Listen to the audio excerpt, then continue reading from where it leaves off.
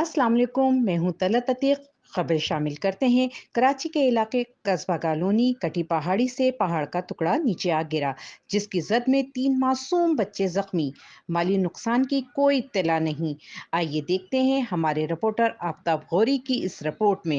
ये पत्थर कई दिन से देखा गया था कि गिरने की हालत में था, जो कि आज एक हादसे की शक्ल बन गया। इमदादी टीम और पुलिस जाए वक़्फ़े पे और अब तक ना पहुंची।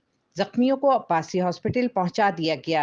इस तरह की इंतजामिया की गफलत से मजीद हादसात हो सकते हैं। कस्बा कटी पहाड़ी पे भी ये बहुत बड़ा पहाड़ का पीस टूट के गिरा है। ये वीडियो में आप देख सकते हैं। इसकी वजह से पूरा रोड बंद हो गया।